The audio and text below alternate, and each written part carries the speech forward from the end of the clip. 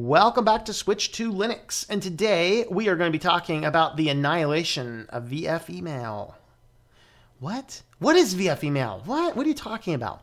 Well, embedded in this is a deeper story and a deeper lesson for us.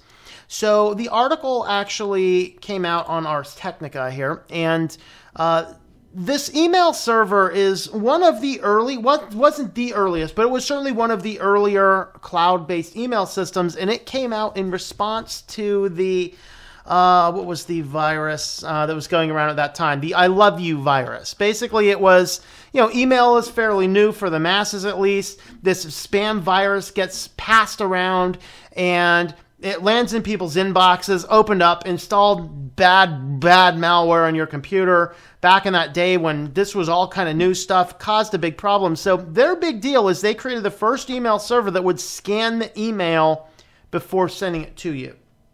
And so it was designed there to get a very good, very secure email. Now, I think he built his website way back in 2001 and probably hasn't changed it since then, just based upon how it looks, but that's okay. Hey, as long as it works, why change it, But there was this catastrophic hack. This guy watched as some hacker got into his server and proceeded to format all the drives. Nothing like a hacker getting in your main system going, RM, RF, and playing around with everything and destroying everything.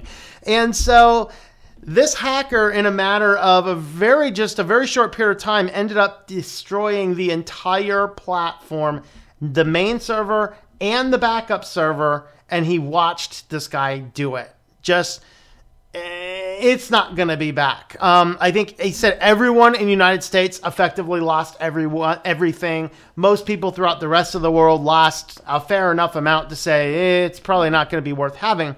And the ultimate take-home message here, there's a few different take-home messages to take from this sad story. The first ultimate take-home message is do not rely too extensively on someone else's servers for things.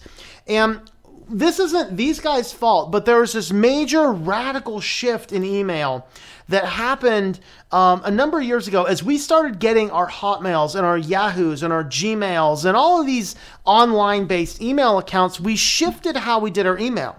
You see, you used to go in and get your email using a protocol called POP3.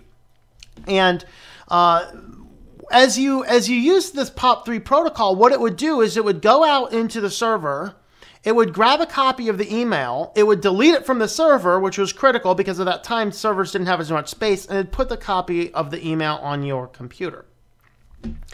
And the reality is we need to go back to that type of email management. And the reason is, we do not want all this data on someone else's servers, because if a hacker gets in there, they can now see all this email.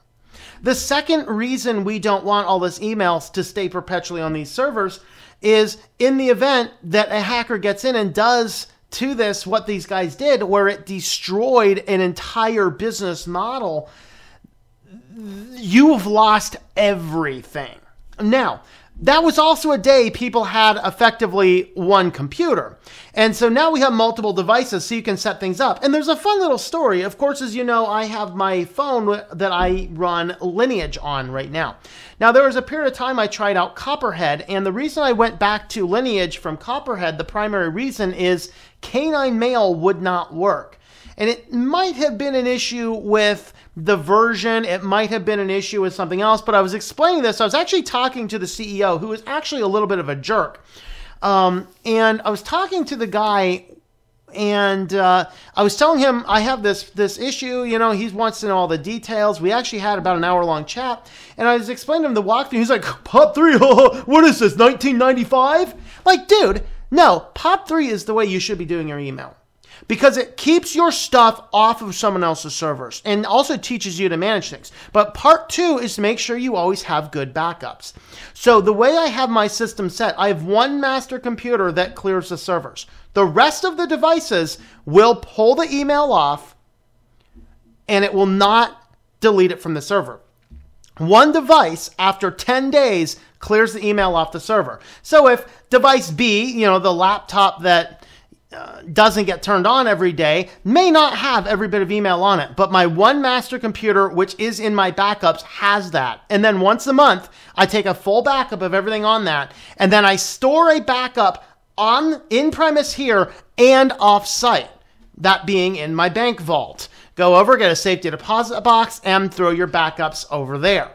And so what I have is a very effective way that if there's some catastrophic thing around here, some bad actor comes in here, I have lost at most at any given time only 1 month worth of data, which is not a catastrophic loss. This guy did not have any data backups at all that were offline apparently, because he watched this hacker get in here, destroy his system, and destroy his backup system. Why was the hacker able to get into the backup system? Well, because he set it up to this and then back it all up over here, and they were always perpetually connected. So the guy was able to get in there and destroy all of it. This guy lost 18 years worth of stuff because he did not have a sound backup plan. Okay? So what you want to do when you're doing your email, and you can, by the way, use Gmail as POP3. You can use Hotmail as POP3. You can use Yahoo as POP3. The reason you want to do that is because now the onus is on you to keep a copy of that stuff, and it's not perpetually sitting in there for Google's sniffers to go digging through your email every day. You pull that stuff off of there, they can't do it. So if you are still using a cloud email service like Gmail, like Hotmail, like whatever it happens to be, make sure you have a client that is set up that is downloading a copy of the message, you're making backups of that message, and then you're clearing the messages off the server.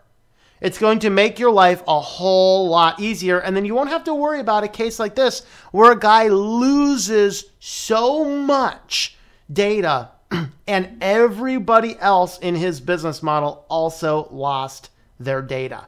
This is a catastrophic loss of data because he did not have an offline backup.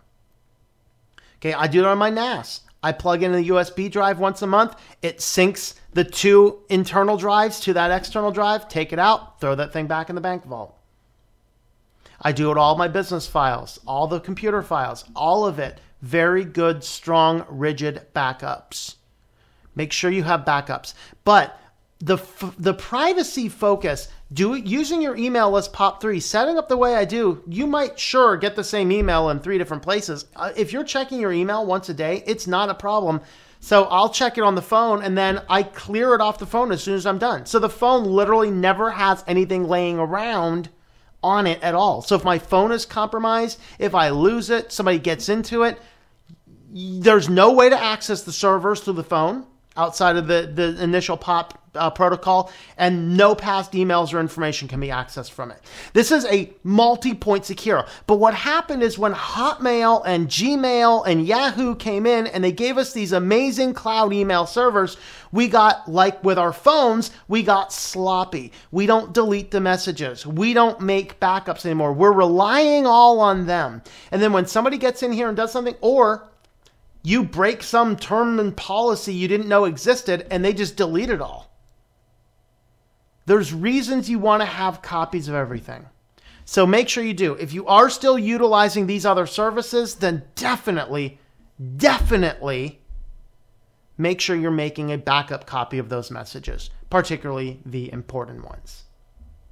All right, so thanks for listening on this part here. Let us know what you think in the comments down below. Thank you for making it to the end of this Switch to Linux video. You can have a look at another video right on over here. Don't forget to subscribe to the channel or to Think Life Media, which is my own personal support page. Thank you for watching, and I hope that you enjoy switching to Linux.